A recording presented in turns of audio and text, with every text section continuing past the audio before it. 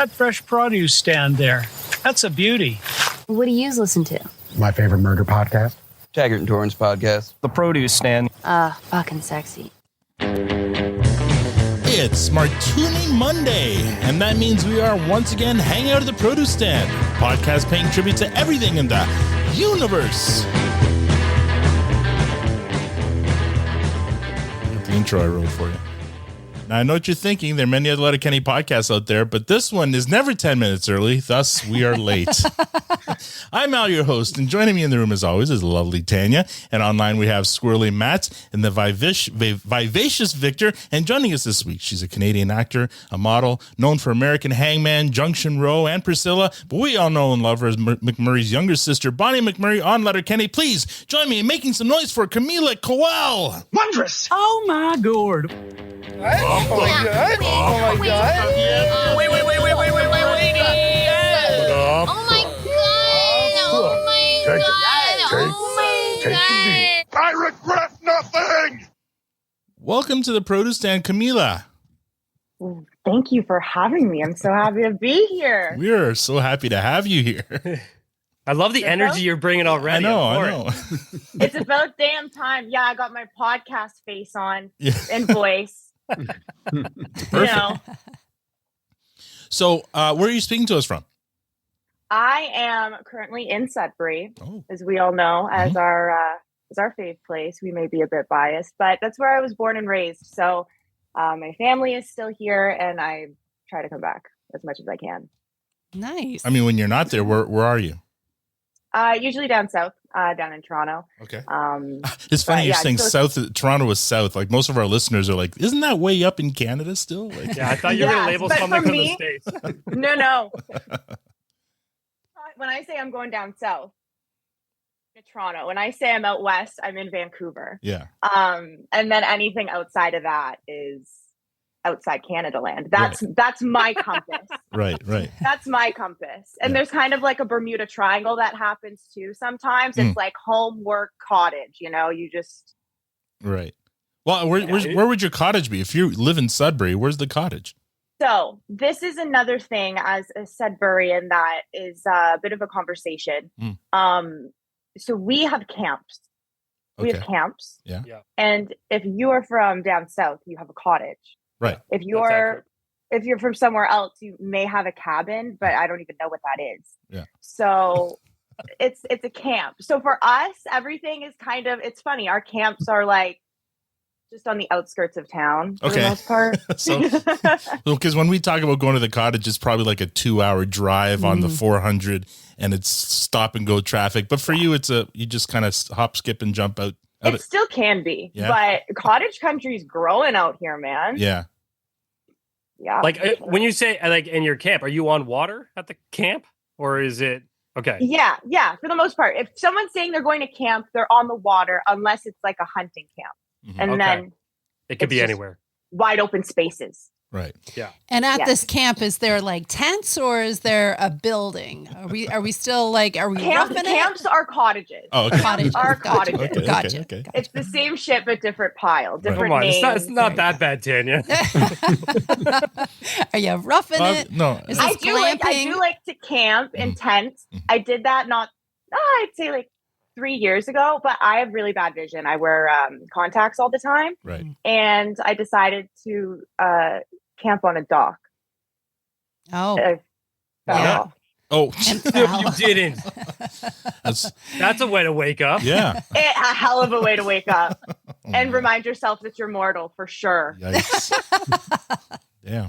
That's the best. Couldn't even see the damn stars. My eyes. I didn't have my glasses on. Did you just roll with it and go for a swim since you already got wet? First, I had to get out of the tent. Oh yeah. The whole tent fell in. Oh wow. Yeah. I like fell in with the tent. Oh my gosh. That would have been dangerous. How much do you move in your sleep, man? No, because I'm not really there. Like I'm there, but I'm sleeping. Fair enough. I wish there was video know. of this. Yeah. There's no video of this. No, there isn't. But there's probably some other terrible like water skiing or that kind of shenanigans living out there on the internet. Amazing. Well, we're so happy you joined us. We're thrilled to have you here. I mean, we had the pleasure of meeting you in person back in May. Do you remember that? Yes, I do. I absolutely remember that because it doesn't happen to me ever. Okay. So I was in, I guess we'll shout them out because they could use some love and support. Yes. A local vintage shop in Sudbury that is currently looking for a new home after a fire, but it's one of my stomping grounds. I love that place. Mm-hmm. So I was in there chatting with one of the owners actually about the show. Right. And then C-Rock, Christine came in, who's great shit. She's a gal that we've known for a long time, and I guess you've coordinated a lot with. Mm-hmm. And she's like, hey, I got some people outside. You want to meet them? I'm like, well, yeah, I mean, like, I'm here. Did she say there was 12? She's like, I got some people, and she's like, you can go if you don't want it. I'm like, what? I'm like, walk by the people? No, I'll say hi to the people. So then the people, it's like, I see a camera, I see the boom, I see the people. And I'm like, hey, it's the people. So that was really cool, actually, because that was complete serendipity. Yeah. Well, Never happened. I mean, from our end, we thought it was all a setup, right? Because we were being led around town by Christine and Ryan, the cameraman, and they were like taking pictures of us in different spots, and we were scheduled to go into that store. It's Culta Vintage, right? So Culta and Business Casual. It's like two separate entities that operate together. So for some strange reason, they wanted us in there. But then Christine said, why don't you guys hang out here for a second? Because I guess she saw you in there and went in to warn you that there's a group of Letterkenny super fans fanatics that might corner you in your store there. And embarrassingly, I got to admit, so I think I was the first person to meet you when we walked in, and I saw you and knew exactly and completely blank. I don't think I've ever been that sort of like caught in the moment. And you said your name. I'm like, of course I know your name. I host a Letterkenny podcast and completely blank. Like, hi, I'm Kamilla. I'm like, yeah, you are. Like, hi, I'm Matt. It totally caught me off guard. You know what, though? That's okay, because I'd like to say, now that the final season is out and people have seen the hair, because I dyed my hair, I think that kind of helps people now. But beforehand, there was like a solid year at least where I would be beside Missy at Starbucks and she's got an allegedly shirt on. I'm like, hey, staring deep in her soul, okay? And not even a blink. And she's like, show? I'm like, yeah, I've seen the damn show, okay? So, You're talking about Missy, the hairstylist. No, Missy was just a random Missy. Okay. A random woman. That would have been random. There's so many Missies and buddies out there that I have seen that I'm like, you're wearing a shirt or you got a funny bumper sticker. Let's connect. And they're like, who is this woman? All right. So I accept and appreciate the momentary pause. Okay. Yeah. And did I get it right? Is Missy also a hairdresser on Letterkenny, or is it the wardrobe lady? I think somebody on Base Camp is named Missy, isn't it? You'll have to forgive him. He's on maybe maybe not. Or maybe I need on cold medication. I don't know. Maybe we're both forgetting. He's on cold medication. I know right now. Awesome's listening and going, "You're an idiot." Anyway, it's all good. We have some cool names on the crew, though. There's some people that you can't forget, like one of our ADs, like Alex Champagne. Like, what a name! Then we have Ginger Martini. Ginger, not Missy. It's Ginger. Is that who you're thinking of? Yes, it's Ginger. Yeah. Anyway. Our stylist, like. Ginger Martini. What a freaking name, you know? Yeah, it's a great name. Cool. Super cool. Please don't tell Ginger Al thought her name was Missy. You know what? Sadly, it won't be the first time I've messed up somebody's name to their face. So there we go. So let's get you to Letterkenny. Let's talk about first, how did you get into acting? Well, I was a really, really shy kid, painfully so. And so it was bit of throwing spaghetti at the walls and seeing what stuck for my parents as to what could kind of bring me out of my shell. And that was a bit of the introduction of finding my niche, and then transitioned to theater. And then I became really obnoxious. Just couldn't get me to shut up. Right. So it worked, I suppose. And then I was just taking some classes and working down south, as I say, in Toronto. And ended up getting an audition for Letterkenny, which I auditioned for in Sudbury. And then when I received that job, it was just only contracted for a couple days of work. So I was 16. My mom had to be there on set with me, help adjust the whale tail. And then from there, it was just kind of grew. So that I would say was my big main introduction into the industry and been the biggest to grow for my career so far. So you were still in high school. Yes, I was 16 when you started Letterkenny. I read somewhere that in high school you played soccer and also guitar. Do you still play guitar? I do. I've fallen out of it compared to what I used to play. I was trained Spanish classical, so I was taking a lot of lessons. I started with violin prior to that, and I was a big soccer player. I come from a really athletic family, so there's actually, I think, season 2 or 3, I finished on set. I had a hard out time because my parents had to pick me up and drive me out of town to what's called OFSA. It's like Ontario. Oh yeah, we know the OFSA. Yeah, we know OFSA. Yeah, so I had to go to OFSA, and I had a broken toe, and I didn't tell anyone that I was working with because I didn't want them to know I was working with a broken toe, and then I didn't tell my team or my coaches because I didn't want them to know I was playing with a broken toe. Wow. So there's a lot of fun, messy memories in terms of trying to bring like my work and my school and all of it together. And I didn't sleep a lot, but I made it work somehow. Yeah. How does one break their toe? How did I break my toe? And which toe? Playing soccer. My big toe. Oh wow. Okay, yeah, that one will push out. My big right toe. Oh man. And I'm right-handed. So that's my dominant foot. And being a player, I was like, it's the first metatarsal and the biggest bone, and I have to kick like this. And anyways, so obviously I had a real High School Musical moment, come to Jesus kind of, what do I want to do? Do I want to keep playing soccer? Or do I want to pursue the arts a bit more? So I think I made a decent choice. Or you're maybe biased, but we'd made agree. That choice for you. Yeah. So I still like to, mess around and play around as much as I can, but things change. You grow up, now do the work. Like I said, we'll get to Letterkenny. We'll look at some of these other credits first here. In 2018, you were in the New Romantic starring Jessica Barden. She's from The End of the Fucking World, and Camila Mendes from Riverdale. Now, did you get to meet either one of them? And what was that like? So I didn't get to work with the other Kamilla. She was only in for a couple days. Right. But I did spend a bit of time with Jessie, who's a really, really cool gal. Yeah. She's amazing. And the End of the Fucking World is a really good show. If anyone hasn't watched it, check it out. Yeah, it's funny because when we were working on that project together, she was saying that she had just come off of a project that she'd filmed, which was The End of the Fucking World. And they were in post on it. And she was, just really kind of excited, but unsure. I think the premise of that was a bit different. And I don't know if it was intended to blow up the way it did outside of the UK, because it really blew up. Kind of in a sense of like how we, in terms of Letterkenny, look at that exposure from Hulu. Yeah. It kind of had that similar kind of outside viewership. So, that was cool to see that kind of transition. And that's a really, it's a fun movie. I think it's still playing on Air Canada if you guys are going on vacation. Oh yeah. Where's that movie shot? Was that shot in Toronto? Sudbury. In Sudbury. Oh wow. Yeah. So, I mean, she's a UK actress, right? Yeah. And what brought her to Sudbury to do this movie?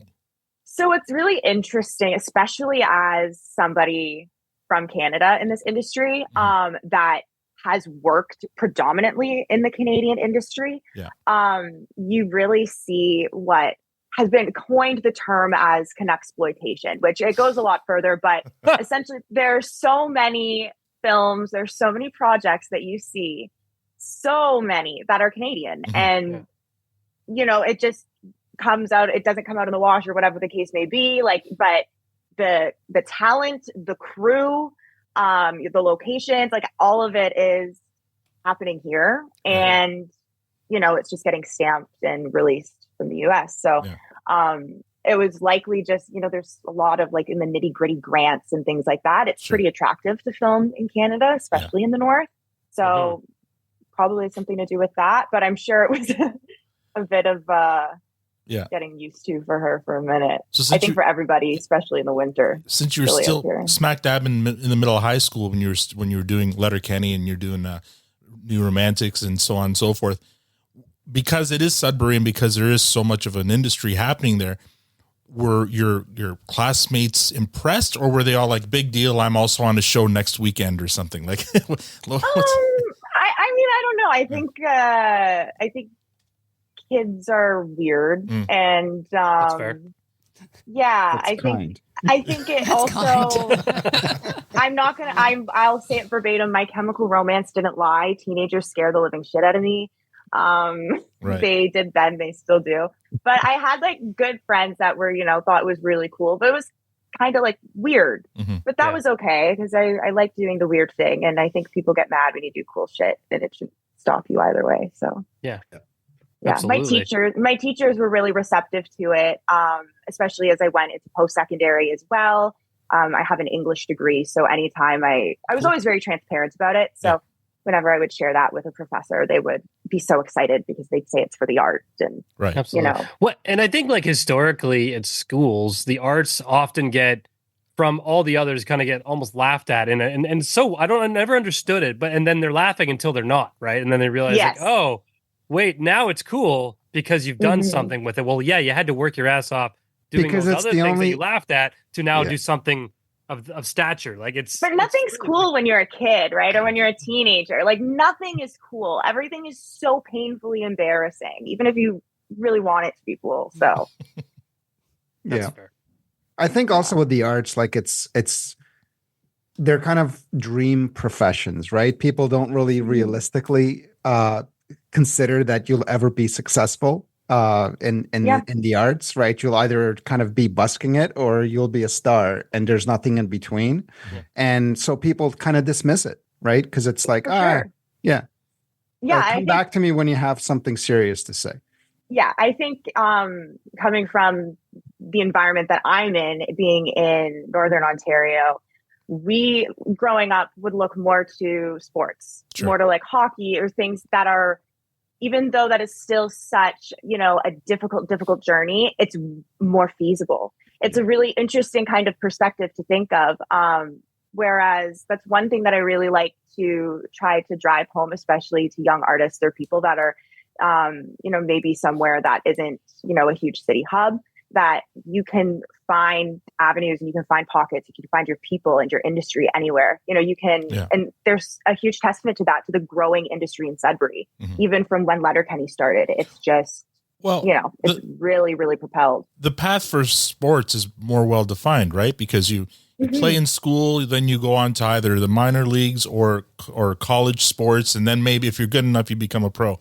The path in acting, it's not very well defined, especially if you're living in a place like Sudbury where maybe everything feels so far away, except this industry is percolating in Sudbury and growing. So that's why I was wondering whether it was already at a point where, big deal, everyone's acting now in Sudbury. Or at that point, not really. I mean, now it's definitely something where, people can say, I've done background on this, or I've done this or that. Yeah. Actually, this final season, there is one of the D-Gen girls. Her name is Kendall Christie, and she's one of my best friends personally. Oh, wow. I've known her for years. So I kind of forced her to audition when this breakdown came out for the last season. And I kept mum's the word. She booked it on her own merit.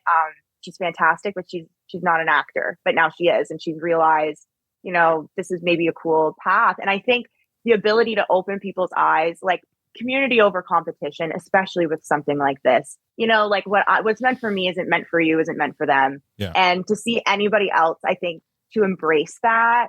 And, it's like we mentioned before, people kind of wait and leave arts on the back burner until you need it, until you're going through a hard time, until you need something to make you feel better. Then what do you turn to? Yeah. Well, I didn't want to get into the Letterkenny stuff just yet, but one of our listeners did send in a question kind of related to this. So I'll ask it. And it's Jay from Edmonton. He just asked, as a local on set, were you able to sneak any of your friends on, as background or crew members? You mentioned your best friend is actually got a role as one of the D-Gen girls, but even earlier on, were you able to do any of that? No, I never really, truthfully, I had, a couple of bows that I wanted to bring by when I was younger. And I think they were probably a bit too intimidated by all the boys that were protecting me on set. Sure. But that checks out. Yeah. They always said, if you've got any problems, bring them our way. But no, I've honestly not really. When I was younger, because I think I was so young, I was the youngest. I thought everyone was so cool and so talented, and I needed to be normaler. Right. And I really it took a long time for me to come out of my shell. So I think I really just I was a big sponge for the first few years, for sure. In 2019, you were in a movie called American Hangman with Donald Sutherland, who's there's a legendary name there, and Vincent Kartheiser from Mad Men, and Jess Salguero. Now, at this point, did you already know Jess? Was she already on Letterkenny, or? No, and I didn't meet her on that either. So that it's funny. It's funny to see the way in which our careers have kind of intersected, right? Without having any clue. Or I think of a lot how I grew up on Are You Afraid of the Dark? I still watch that show. Right. It's a Canadian iconic classic. Yeah. I was watching Jacob Tierney my entire childhood, and I had no clue. And not knowing it. Yeah. Not knowing it, So it's funny how things come full circle. But no, I learned years later about Jess on that project. But what about Donald Sutherland? Did you get any face I didn't time get with to him? meet him. Yeah. I didn't meet him. I did meet Vincent. He was a larger than life, cool kind of guy. Yeah, it was from Mad Men. Yeah, that's a big deal. Yeah. Yeah, pretty damn cool. But I didn't get to meet Donald Sutherland on that. But that was out in Muskoka. So that was a really cool, pretty kind of shoot. Now, in 2019, you also fulfilled one of your obligations as a Letterkenny cast member. You were in a Hallmark movie.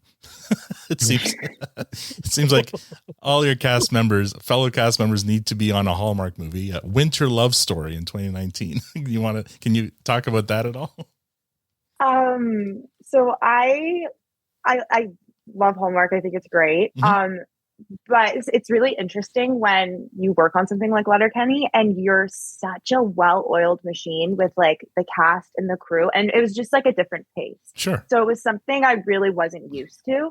But I really liked being able to see it because, of course, everybody's watching Hallmarks and everybody's, as much as you'd like to say, you're not sitting there all day watching them. It happens. So it was just interesting because I think I was there for a page of work, and I was like, oh, we would have done 20 on Letterkenny by now. Right. Yeah. It's just it's a whole other beast. I honestly, and it's not a testament to anything, but just I don't even know. They're superhuman. Our crew is just superhuman. Yeah. It's wild. My neighbor works, he's a camera guy in the industry, and he works on shows like Titans and stuff like that. And he talks, we were talking about it all, and I referenced that you guys crush 20 pages a day, probably more in some cases. And he's on a really good day, we maybe get through 6, on our best day. And this just shows the caliber. And obviously it's a different kind of show, and the effects are very different. But yeah, you guys, everyone's articulated. It's a very well-oiled machine. You all show up, you know what's expected, you crush it, and you have a blast doing it. Absolutely. And that's something that's taken getting used to on other sets. And again, it's just a testament to the way that we've interdependently worked for years together. Yeah. But to see other sets, say they wrapped their day at 2 pages and we say 22, they're yeah, okay, I was born in the night, but it wasn't last, pal. Yeah. But I swear to God, we would rip right through them. Do you feel that makes you almost more prepared when you go to some of these other shows, when the expectation on Letterkenny is, you're going to crush 20 pages, but if you're only expected to do 1, and that the pacing's at a different level? I would say so. I think also the need because we could work so quick, and we had a lot of the time such a condensed amount of time to crush out a season or 2. We would have some long days, and it would be jumping from, one cold open to the next or something, and just having to run those lines be so meticulous. And as like Jared always said, and we just drilled into our heads, you know, you got to keep it tight. You got to keep it tight. You really got to keep it fucking tight. So we just go. So you get really good at tongue twisters too after a while. But I would say that really dials you in, and especially the camaraderie of us doing it dials you in a different way to approach other projects and other prep for sure.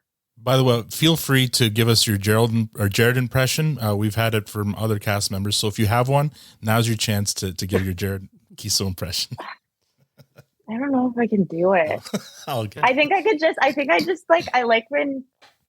my Wayne impression is just very still. So I think my Jared impression would be just the squinty smile. But I can't get the eyes just right. It's a little.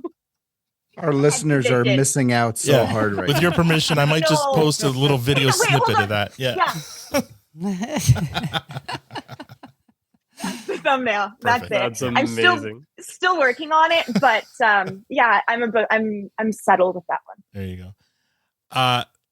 Not too long ago, maybe a month or so ago, I was watching a movie called Priscilla, and I'm like, "Hey, that looks like Kamilla."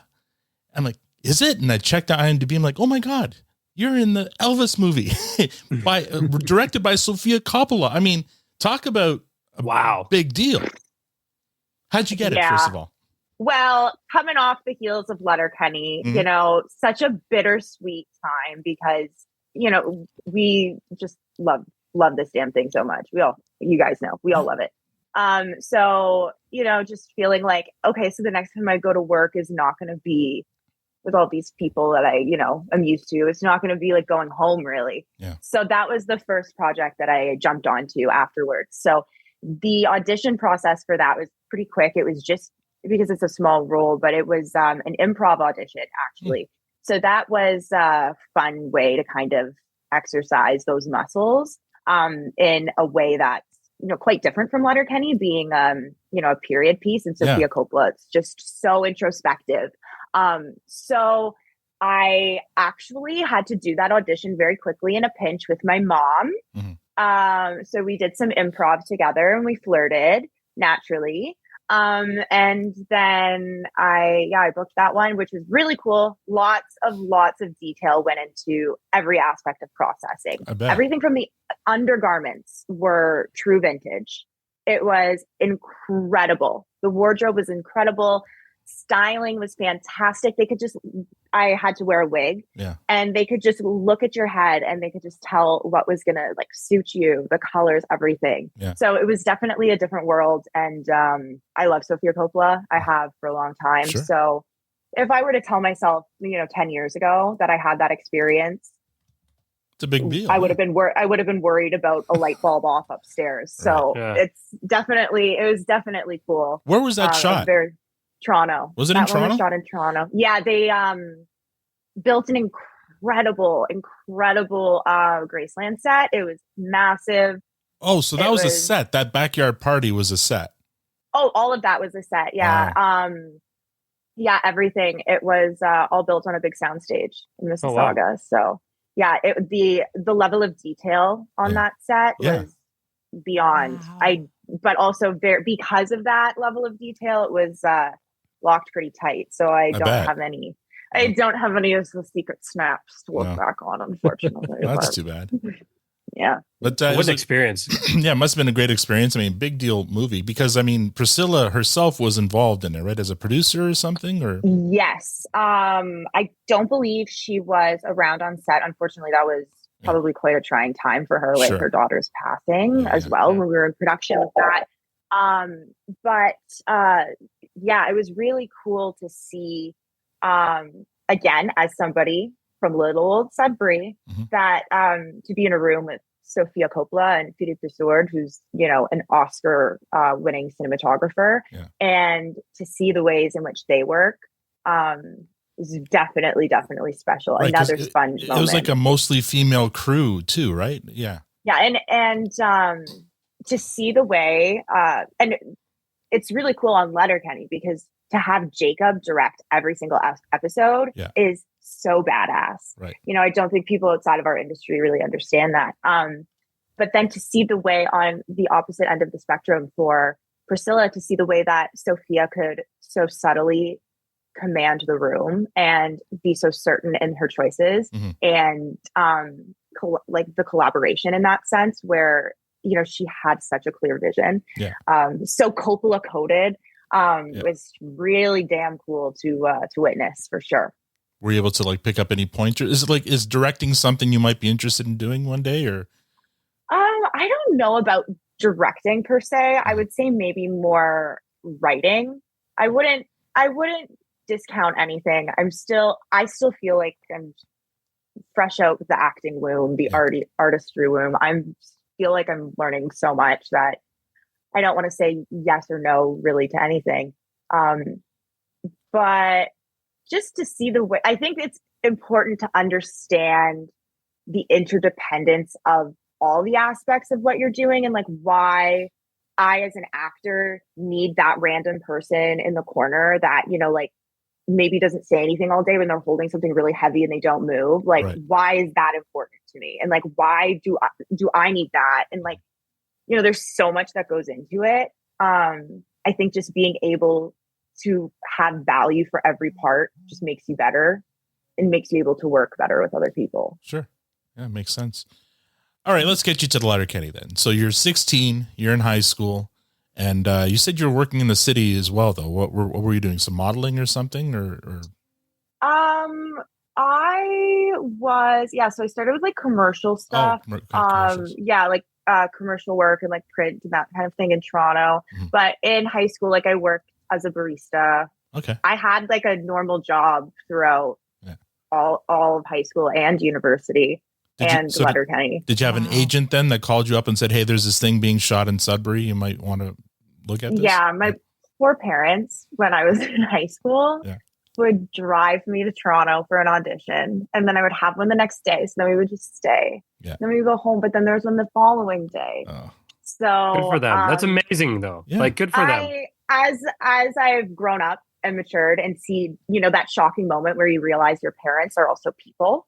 I had that and I really realized the amount of sacrifice that they put in just because they knew how badly I wanted to do it. Do you have siblings? So, I have an older brother and he played hockey. So I went to many tournaments. A couple auditions. No, you're still miles and miles from him, and way cheaper. Probably you're probably way ahead in the ledger in terms of money spent for sure.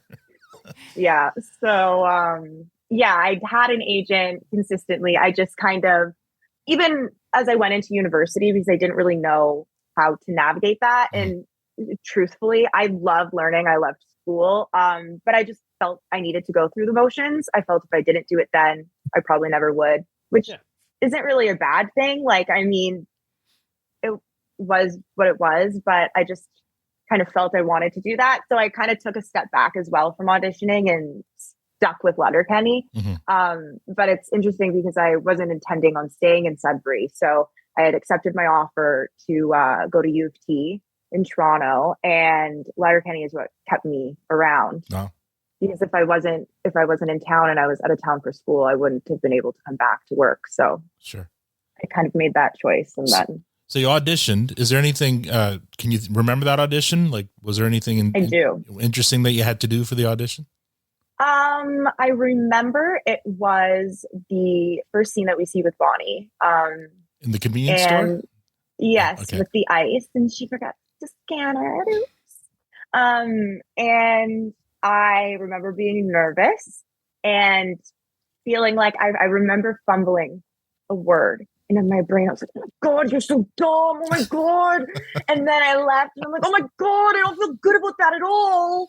And then I was like 16. Okay. The world ended.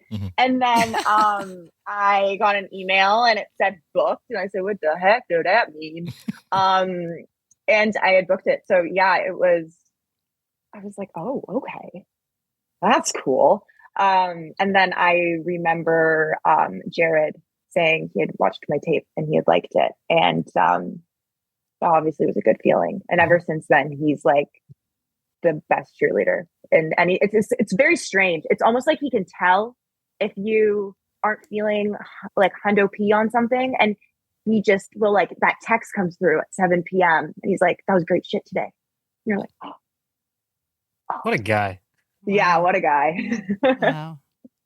So was he so who did you speak to first when you like, do you remember that? Like when you got the email that said you're booked and then the first conversation around what was going to come. Do you remember those interactions? I think the first thing in terms of prep was fitting, and kind of those were always really fun for me. My fittings, getting a handle on what I was comfortable with, what I wasn't comfortable with, which was always a conversation that I was very much included in. There have been quite a few times where I looked at something and I said, "Nope," and they said, "Perfect. No problem." So that was kind of the beginning of it. And just that initial conception of Bonnie, which was pretty small at the beginning. And then I believe it was more so going into season 2 and 3, where there was more substance and personality put into her. And Jared always kind of popped like little bits of me in there, which was really fun. Amazing. Had you been familiar with the like Letterkenny Problems series online or anything of that nature going into this? I mean, I was a high school kid in Northern Ontario. Like, yeah, every kid and their dog had seen those things. Okay. So I definitely knew what they were. Yeah, I had seen them. I knew, like, I had cousins that they're buddies that are, like down in like Toronto area that had seen them. And so it had definitely started to like trickle into the culture. Yeah. So you knew kind of what was coming your way. Like you knew the style and the approach that was in front of you.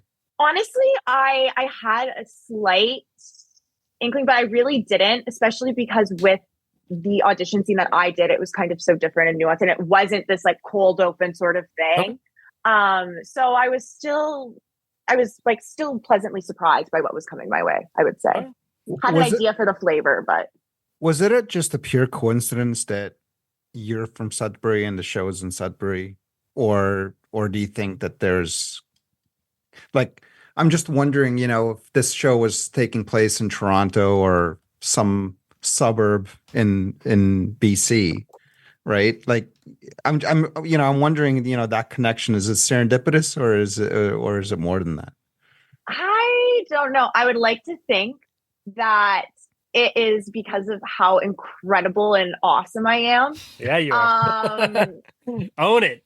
I'm sure it's pretty great that I get to wake up in my own bed and no one has to drive me to work in the morning. Like, it really, it's just it's like a lottery, right? I mean, but it really is. And it's funny because, like, I mean, we're all, we all love working. We all like money and employment. And as an actor, it's not a consistent thing. So it's funny that this was the way that it ended up working, where like most of the time you're having to leave. And, all of my friends, like coming from out west, like, BC, we have people coming from Montreal, like everywhere. And I'm the one that just gets to like roll out of bed. It's totally this concept that we have that like the right job will just come to you. Like if it's not meant for you, it won't be yours. But if it's meant for you, it will be. And I can't feel that Bonnie was meant for anyone else. Bonnie was so meant for me. Well, and when we've interviewed so many of the others, and they call it summer camp when they got to go shoot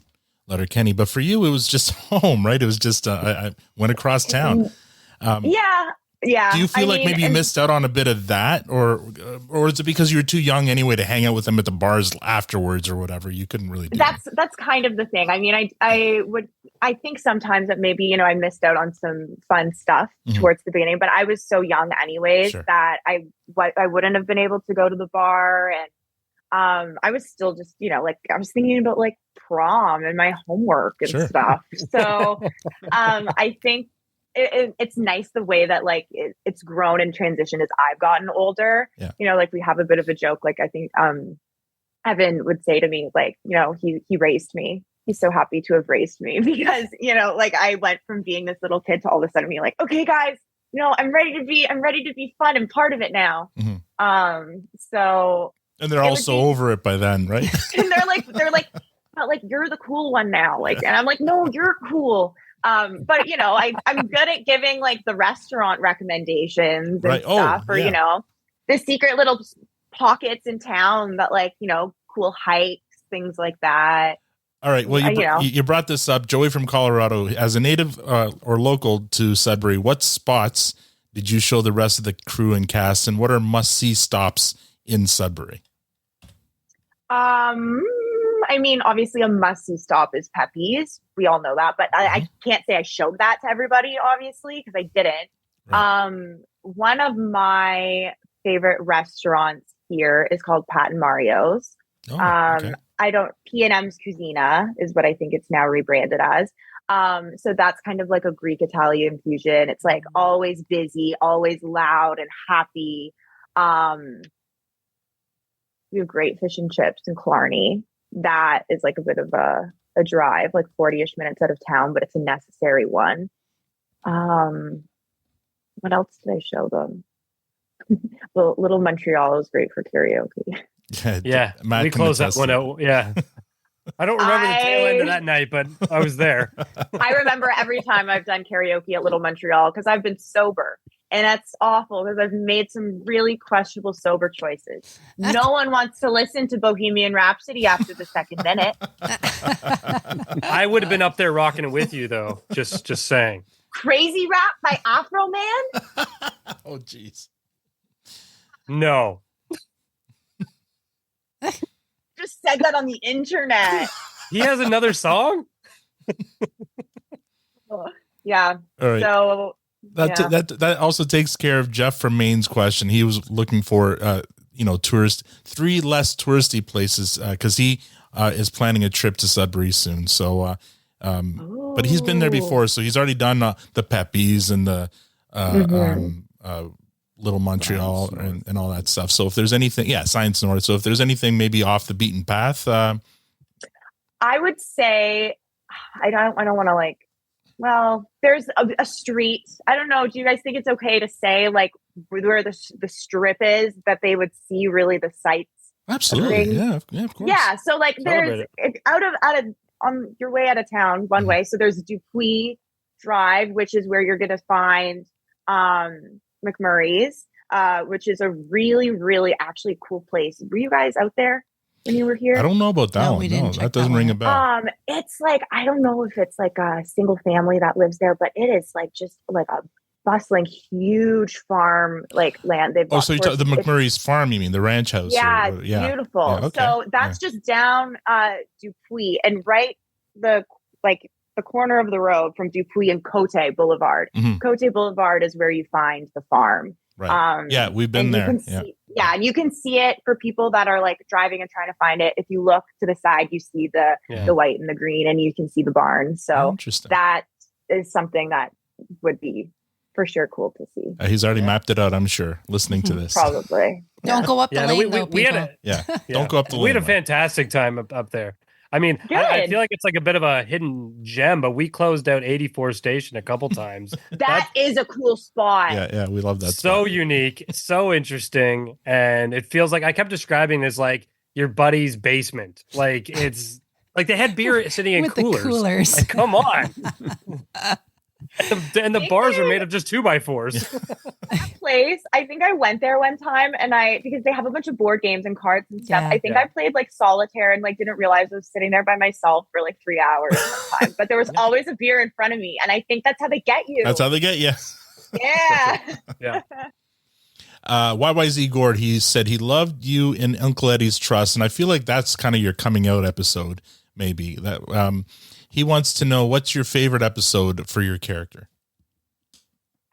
I do. I have quite fond memories of that episode. Mm-hmm. One, I agree. I think that was really Bonnie kind of coming out of her shell a bit. But I remember those were very early mornings, and it was pretty chilly, and I was in that dress, and I was standing on top of like a barrel thing that had to be secured with people holding it. Right. And then I'm dealing with like wind and these Marilyn Monroe moments. So that was a lot. But that was a fun one to film. I think a lot about the Christmas special. I had a huge scar on my leg from a crotch rocket from sitting down wrong, not a bike girl. Oh. And I had like a huge bandage and I had stockings and it was super hot. And we filmed it in the summer on a soundstage. But I just I left, my face hurt, my entire abdomen was sore. I had laughed my ass off that day. That was such a fun day. Like shooting that episode was so fun. And then to see it come to life too. And then I have to say, just for the girls, for our sake, International Women's Day, such a fun episode, both to get processed for, prep for, like the writing was incredible. You know, like that in itself, to have kind of flip the script and have the women saying these hilarious things, which some of it was hard to get through, but it was so kick-ass. The way that they were given such creative liberties on our hair and our makeup, and just to be able to have fun, that I think translates into the energy of the episode and the final product of it. Mm-hmm. So those are probably my top, first off my brain. Nice. Solid choice. Yeah. Casey from Virginia, she said it was fantastic to watch you grow with your character. And she says, thank you. She says, Bonnie seemed to interact with most of the other characters, even if it was just momentary overlap. Were there any characters you wish Bonnie got more screen time with? Yeah, I think it would have been fun to see Bonnie interact with Tanis. I feel like Tanis could have taken her kind of under her wing. I mean, we see the kinship that Bonnie and Katie form, but I think we could have had a hardcore girl group or something going on. I think that would have been cool, because Dio and I didn't really have too much interception on camera. So that's one thing we've thought would have been fun. And more Glenn and Bonnie, because I love those two together, always. Have you pitched the idea to Kiso for his 49 episodes that he needs to figure out what to do with? No, I just worked there, and I would hope to work there again. And I'm sure whatever his brain comes up with is going to be fucking brilliant, because it's Jared. So, I mean, Very good. Tobias from Missouri wants to know, as a Sudbury native, what changes have you seen for the city having Letterkenny there? It's definitely helped grow some spirit. I mean, Sudbury is wonderful. I mean, I'm biased, but it's definitely been cool to see the way that the city has embraced the show. We have actually a cool little workout park in Letterkenny at Bell Park in Sudbury, and just the ways that it's integrated even with Shoresy now and with the Wolves, and the way that we see kind of that spirit come to life in Sudbury is really cool. It's it sounds silly, but it feels like a school spirit. Like you were talking about summer camp, it feels like that kind of raw revved up kind of energy. Really fun. Well, I mean, we've lived in the GTA all our lives, and our first time ever in Sudbury was last year to come and visit you guys. And last year we visited Sudbury 3 times because of the show. So, I mean, we can't say enough about it. I think it's a hidden gem for sure. That I think it's being less and less hidden. Infinite train tracks as well. Yes, so many lakes. Mm-hmm. We got tons of fresh water. Yeah, good blueberry picking in the summer. Lots of blueberries. Yeah. And I think I know we've talked about this on other episodes, but one of the things I was most impressed with as we went around those couple tours that we were there, everyone we talked to within the community, everyone knew about Letterkenny or Shoresy, and no one had a bad thing to say about the production. Which I really? think, I don't think there was a single bad. Everyone's like, oh yeah, Letterkenny. Oh yeah, Shoresy. There was genuine excitement. Like our server at one of the restaurants had a small part as a background. Everyone had their own story to tell about the crew or the cast or just being a part of it in some way or indirectly. But all positivity. That's cool. And that's, I think, there's that idea that just logistically, there's going to be one person that's kind of annoyed because we film across from their house or whatever the case may be. Mm-hmm. But to just a general consensus of to embrace it and be open to it and it being here is really awesome. And I think has helped us kind of transcend into that level of comfortability that we've built and that the continuation of the Letterkenny cinematic universe feels here, you know, to be really embraced. As a Sudburian, I'm, you know, probably not the best person to ask, but I think of, you know, our producers, I think of Jared and people that have been coming here now for years that genuinely love it. Yeah. You know? Well, we said we were there 3 times this past year, twice because of the show, but once because we kept on saying we got to bring the kids up here. And we did. In the summer, Tanya and I brought our kids up. Yeah. And we went to a farmer's market and we were told, now, is this true? Was there somebody maybe related to you at that farmer's market? My mom, yes. So I remember she came home that day. She goes, "Hey, I was talking to someone." I'm like, "What are you talking about, lady?" Yeah, my mom was there. Was that the day that I saw you guys?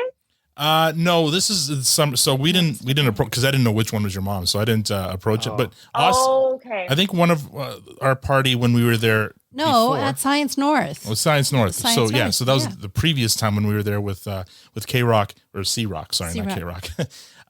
They said, "Oh, Bonnie's mom works here somewhere," and I think one of our party knew which one your mom was and went up and talked to her. So. Okay. Yeah. My mom is a maker and she sets up at the market. And I remember she had told me, she said, "I just saw some people that loved Letterkenny and they knew me." And I said, "Mom, they don't know you. You're not in the show, Mom. This is about me, Mom, not you." She's famous adjacent. Yeah, but you know, Science North is a cool place. Oh yeah, very Bring cool. your kids. Like that's cool. Dynamic Earth. There are a lot of cool little things, even like some of our hiking trails, but in the city, like I was saying, Killarney, which is, you know, just a little bit outside. Even I think Manitoulin Island for us. Oh yeah. Because for me, that's something that's, you know, like maybe a couple hours away, but it's the biggest freshwater island in the world. That's really cool. That's a very pretty place. If you guys, Yeah, it's a haven't place been we've either. always meant to go to, but we haven't gone yet. Yeah. You must. You absolutely must. You won't regret it. Mike from New Jersey said you remarked in your AMA that your dream role would be to play a final girl in a horror movie. Who would your inspiration for the role be, and how would you defeat the killer? That's a great question. Yeah, it's a good well, Thanks, Mike from New Jersey. I would have to say, of course, I get some inspiration from Michelle because she is our true final girl. She's already been there, done that, and got the t-shirt. But I love like old horror. I would love to be, you know, the new Jamie Lee Curtis. I'd love to be a little scream queen. I don't know exactly yet how I would defeat the killer. I think because I'm small and I'm nimble, I could, you know, run. And I know the tropes. I'm not, if I hear the scary thing, I'm not going to go down there. I would use my logic. And I think I would win that way. With logic and reason. I would defeat the killer with logic and reason. I don't think that's ever happened in a horror movie ever. So you've got something already. And perhaps maybe throughout that final conversation, you know, where they're finally talking about, you know, their why, maybe there's a trigger word and I can sit down and then we can unpack the trauma instead. And then it could be a happy ending for everybody. You can get the killer to open up about his mom and stuff. Yeah, the mask comes off and everything and they just tears and it ends. I don't think that's I don't think this falls into horror anymore. But it's a psychological. Sounds like a weird rom-com. Sounds like it's beginning to look like a Hallmark card. Yeah. It is.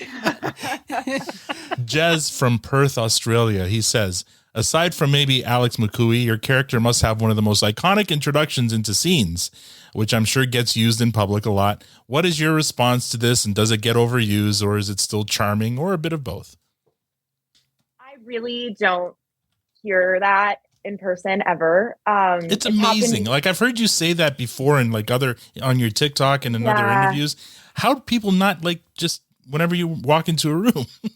I mean, I don't know. It's not really a thing here on the internet. It certainly is. Sure. I see a lot of it on social media, which, I mean, like, I think it's cool. It doesn't bother me. I mean, if people are kind and they love a character, I love characters too. And, it makes me feel happy that people really like Bonnie. But I think it's happened to me in person once or twice in Florida. Once actually was a bit jarring. It was, I was at a Panthers game and I heard it across the arena. So I don't know where it even came from. it could have been a figment of my imagination, but I swear it happened out loud. That's trippy. So I had heard it, oh, Bonnie, hey, hey, because there's a bit of that echo in there. Yeah. But otherwise, no. I would probably be a little bit alarmed. I'd probably jump because I'd be like, but I would be happy. It just doesn't happen. So interesting. I love that you were in Florida and you went to a hockey game instead of the beach. That's incredible. I did both. You can take the girl out of Canada, but There you go. Dennis from the UK wants to know, should Bonnie have ended up with Derry? I understand. And I also understand people that are bummed about Bonnie not getting her dance. But I think those things can just kind of live symbolically in the sense that, we have Daryl back in that last scene, and we kind of see him. And truthfully, I think I had mentioned this in my AMA, but Nate and I, we really choreographed, sparked a revolution with what we put together to dance on camera. And you saw probably 0.5. There's a lot of fast cuts. Yeah. Man, we were drenched in sweat. Sure. I'm going to say we committed to it for everybody. That's all I'm going to say there. But I think it's just this idea that, things are going to continue to live and exist as they are. And I think that's enough. I think that seed of, this coy, bashful, playful flirtiness can live, because we've seen that so up and down with them. So I'm content with how Bonnie ended up. Okay. We're running almost at an hour here. I hope you have a few more minutes. Okay. Just want to make sure. For sure. Joey from Colorado. Now, this is Joey speaking, not us. Okay. So keep that in mind. He says, did you think it was staged, or were you genuinely in shock when you ran into the hottest Letterkenny podcast out there last May?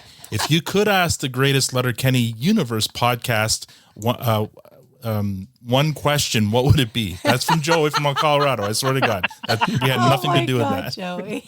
And Joey was there with us. Joey was there, by the way. Joey was there. Well, I was firsthand account. He'll know I was genuinely stunned. That I'm not that good of an actor yet, you guys. That was truly crazy. I think if I could ask you guys a question, it would be how you managed to find the time and have found each other within this world of Letterkenny, and then continued on. Well, it was easy. We started during a pandemic when we had nothing else to do. Yeah. This was it. Right. I forgot that we all we were all locked in.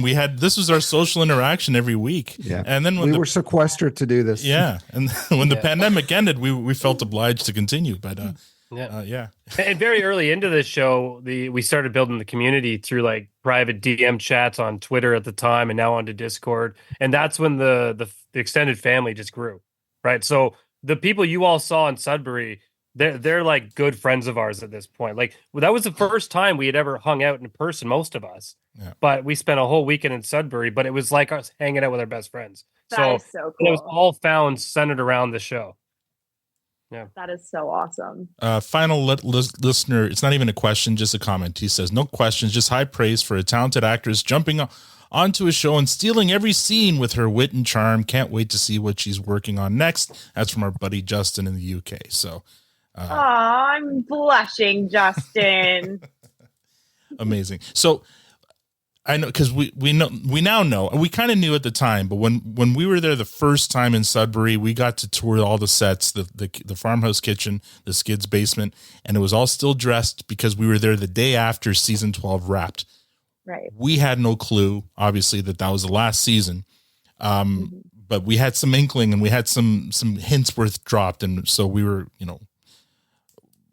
expecting the worst. But anyway, after that, Shoresy was shot a few more times. And again, you're in Sudbury. So were you ever tempted, or did you ever sneak over to base camp to say hi to Jared and Ginger? No, you never did, really? I didn't. There have been a couple of times that I want to connect with them just to, kind of, see what's going on. I one of my side passion projects, I love to shoot analog film, Super 8 film. So even just like we have such a crazy awesome crew, like to bug Billy Buttery and like Right. get in his brain on, you know, from the opposite end of the camera and not have to be worried about, you know, coming from his lens, but you know, what he's seeing. Like I would love to kind of see that. But no, there are definitely times where like when I know that they're here, that's enough, and they're working and they're doing their thing, and I know what that's like and the grind of those days. So yeah, I think also I was just for a long time like, oh, that's sad. Yeah. So but now, you know, I've always loved to see anybody, and I like see people around town. I'll like see them across the street, like, what's up, dude? You know. Yeah. So I know they're always kicking. They're always around. That last rave scene in the, was that the final shooting day?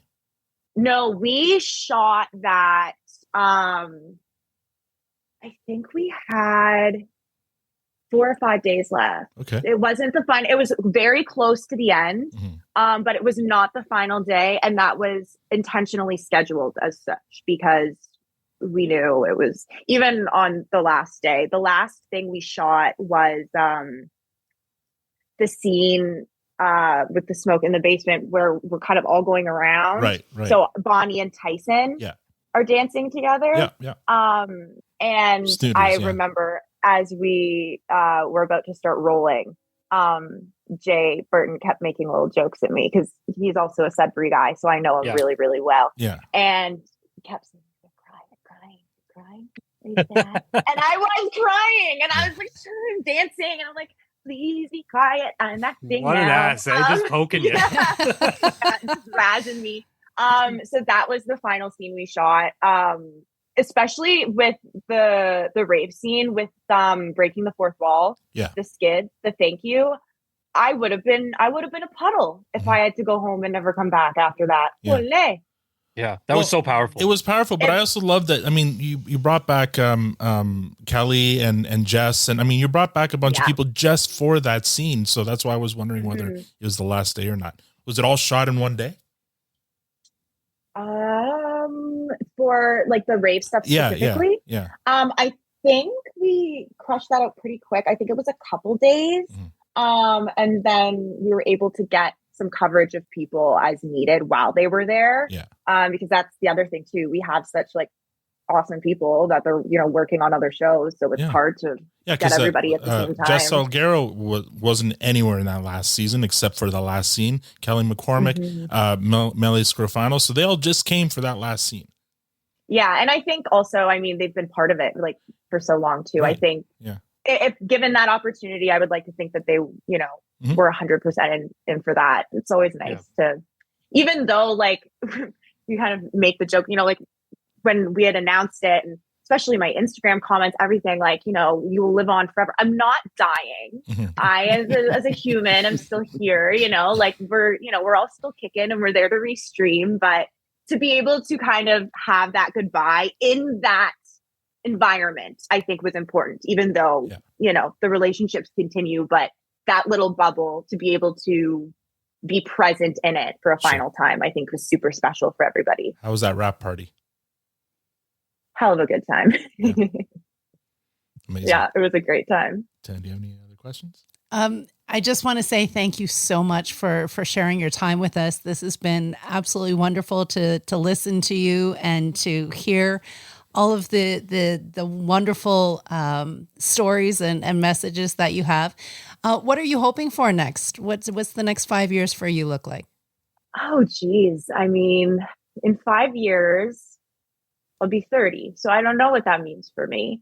I would like to think that I'm continuing on, finding happiness and working and exploring and having more incredible human experiences. But I think I feel a certain confidence I wouldn't say I had, say, a year ago, just based off of the love and support that has transcended from Letterkenny as a community into us as individuals is really, really special. So I think just continuing to connect with people and hopefully make great art. And yeah.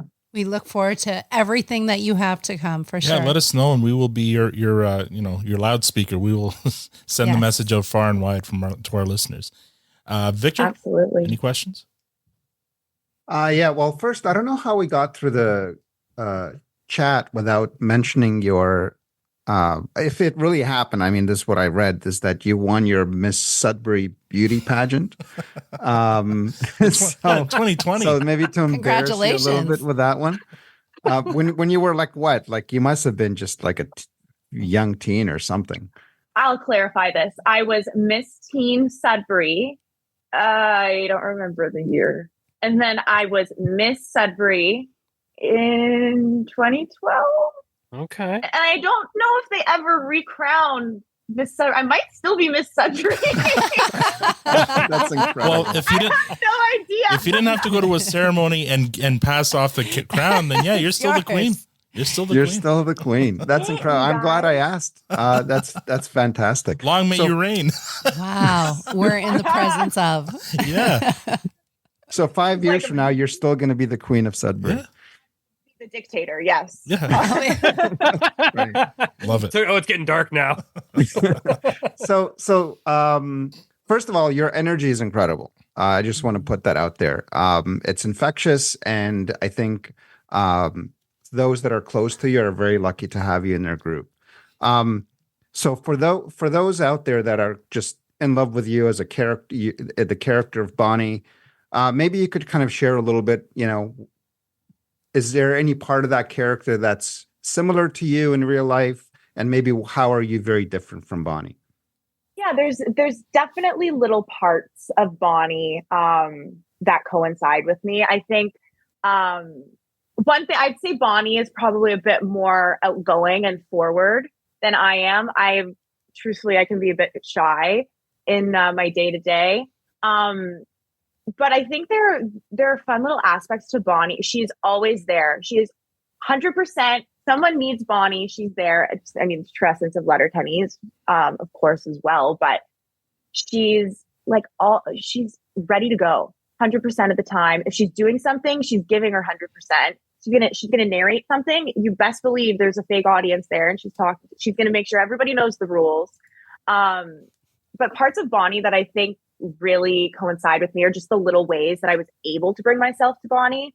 I've mentioned this before, but I would wear my hair in the morning to go to work and just a big bun on my head, and Jared loved it. So then I ended up doing my own buns every day. So as a girl that has to sit in hair and makeup sometimes for hours, the beauty of tossing your hair up yourself is like no other. Just little quips about personal things that I would mention, or like family connections that Jared would write into the show.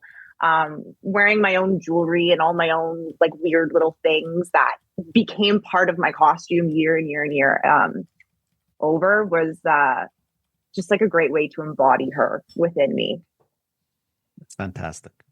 All right. Before we get to Matt and his last question, there's a couple here that I forgot to ask. First of all, what's your favorite chip? All dressed. Okay. Ketchup is a close second. Oh, all right. Yeah. I'm glad you didn't say poker. And really quick, that episode, that line at the end was one of my favorite lines of Well the done. entire series. What the actual fuck is going on here? When you walk in and said that, I died.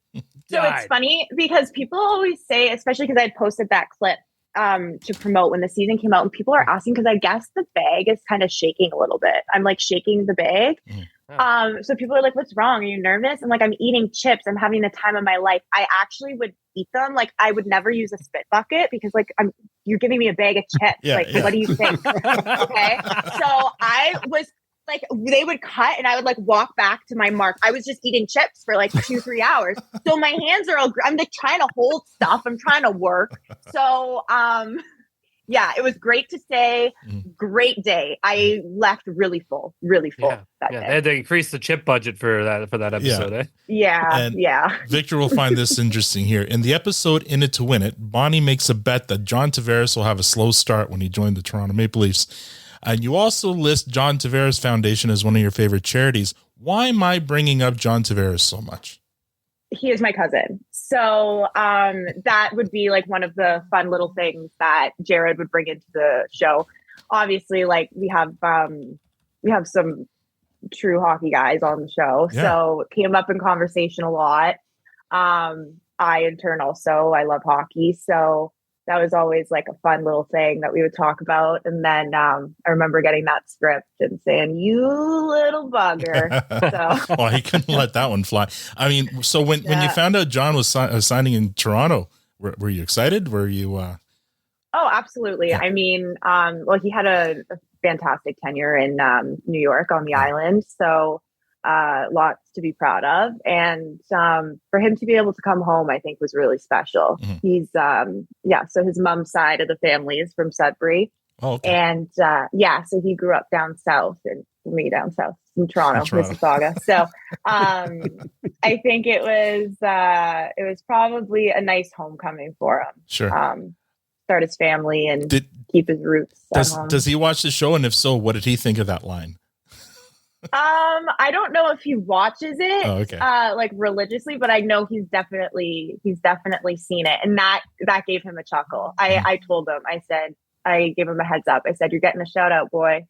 So if you don't get to set, we're going to talk about you anyways. Right. So amazing, Matt. Yeah, go ahead, bud. Yeah. So first, thank you so much, Kamilla. This is such a blast. You were such a pleasure to meet in Sudbury, and just a genuine and awesome here on the show. So can't thank you enough. You really were thrown into the lines, and I feel like when you joined the show at your age, in all those personalities and those characters. So I applaud you for just how you've grown across the series. Thank you. Especially sitting next to like Lisa Codrington half the time as she's delivering Gale. Like well, actually, I'm going to do two questions. What was that like? That was a masterclass in acting. Honestly, she's brilliant. She's so wonderful. And even like right before we would roll, she would sometimes say something to me, and then Gail would just come out. I'm like, "What the heck is going on? Where did you go? Where'd you go, Lisa?" Like, so that was just brilliant to see, to work with and to play off of. She is such a force and such an incredible energy to work with. There's no other Gail out there. I can't see. There's no other It was just meant for her. There's no comparison at all. No, you're right. Amazing. Mm-hmm. So now to my question, and I ask this of everyone, and if you've listened, you may already know the question. But this show, it has a reach. It's got almost a cult following by this point across all these years. For you, what has it all meant to you to be a part of all this? It's meant a lot. It's meant that hard work and determination can lead to fruition of things, and you can find your people, even if you come from a place where you don't think you may. And the way that people connect with this show, outside of having a good laugh or just throwing something on to pass the time, there are a lot of people that have really opened up about why it has helped them. It's kept them kind of going, and especially through some of the funkiness we've seen in the world the last few years. I think that resonates with me more than anything, as somebody that loves to connect with things, people, art, and cries when you finish a show because you miss the characters. Yeah. Like, to have people come to me and talk about that, to me, it means everything. It's so full circle to what I wanted to do when I was younger, and watching people on a funny show do things that I now get to do means everything. Amazing. Well, congratulations. It's amazing. Thank you so much, Kamilla. Thank you so much. We've taken 20 more minutes than we asked of you, so we appreciate your time. Where can folks follow you? Where would you like them to follow you? I am on Instagram at Kamilla Kowal. I'm on Twitter at Kamilla Tweeting. And if you dare, I'm also on TikTok at Kamilla Kowal. Great. We're going to, and by the way, if you have anything coming up, let us know, and we will, we'd love to have you back on to talk about it. So whenever new projects come up, we'd love to have you back on. We had a great time with you tonight.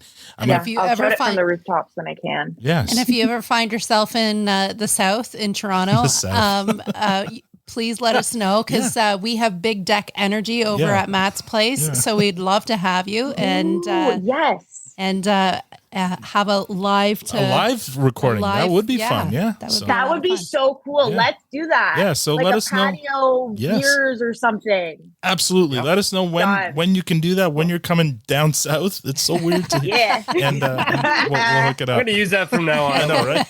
Yeah, just absolutely confuse everybody. Yeah. Our American listeners are like, what the fuck are they talking about? Down south. Anyway, I'm going to play us off here with a song from that In It to Win It episode. It's called Fashionable People.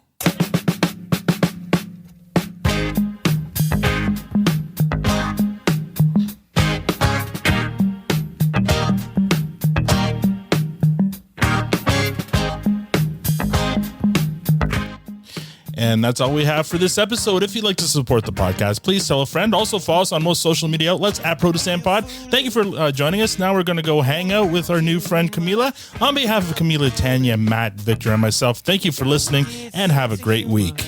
I feel dizzy and I want your touch. Let's get tipsy and start